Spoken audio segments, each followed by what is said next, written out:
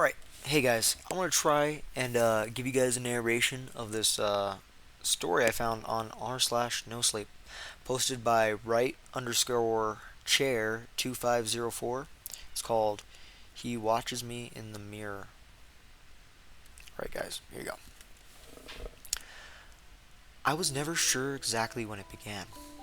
I think it was on some forgettable Tuesday. One of those mornings when you wake up late and your coffee tastes more bitter than usual. I'd been living alone for a few months, ever since Clara left. She kept our apartment, fair enough, and I moved into an old studio near the station, small, functional, and anonymous, just how I wanted it. At first, there was only silence, and I liked it. Her absence stung, of course, but there was a secret relief in the lack of voices or outside noises, of unspoken demands in the silence. Everything feels more under control, safer, but silence also amplifies things. The first time I noticed anything strange was with the bathroom mirror. It was old, with a dark wooden frame and a slight warp in the glass that subtly distorted the edges of the reflection. Nothing unusual, except I started to notice a faint delay in the image. Very faint. If I raised my hand, for example, the reflection would do the same a blink later. At first, I thought it was paranoia, exhaustion, maybe, but a part of me began to watch it more closely, to test it. I raised my hand at different speeds. I blinked. I snapped my head to one side. Sometimes nothing happened. Other times, I could have sworn the reflection began to lag by just a split second, an imperceptible moment to anyone distracted, but I wasn't distracted anymore. I was waiting, as if it were a message or a warning. I began to avoid the mirror. I showered with the door cracked. I brushed my teeth looking at the floor, and still I felt watched.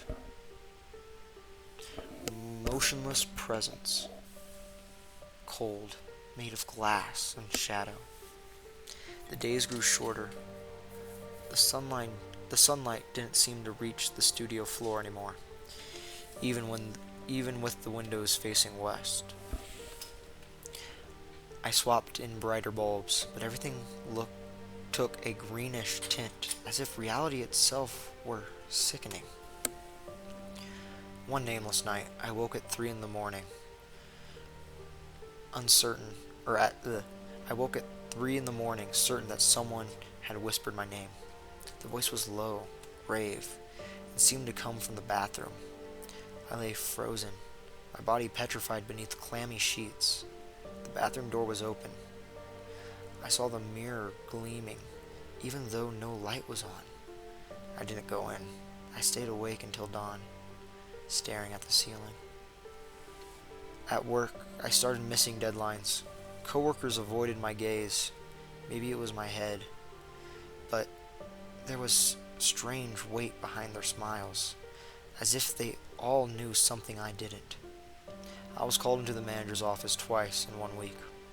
I said I was dealing with personal issues, which was true, but I lied when I claimed everything was under control.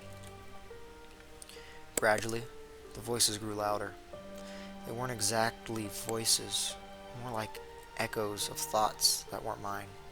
Things I would never say. One night, while making instant noodles, I heard, clear as day, someone whisper, "She's still here." I spun around in a startle. No one was there, but the microwave's reflective door showed me something I didn't see behind me. A dark silhouette standing just out of reach.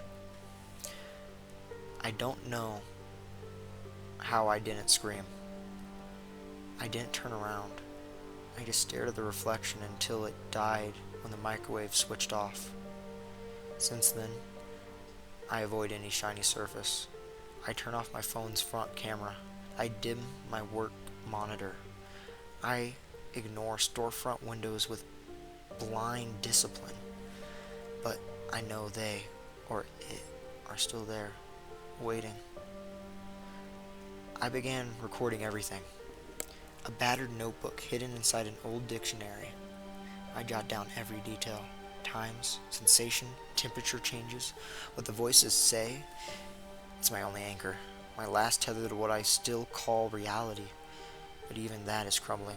The other day I found a page written in my handwriting describing something I swear I never experienced. A planted memory. I lie that, somehow, sprouted from my own hand. I've been sleeping little.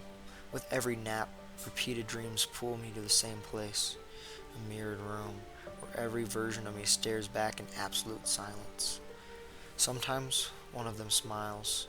Smile too exact, mechanical, as if rehearsing something it still hasn't grasped. Today, I found the bathroom mirror covered by a dark sheet.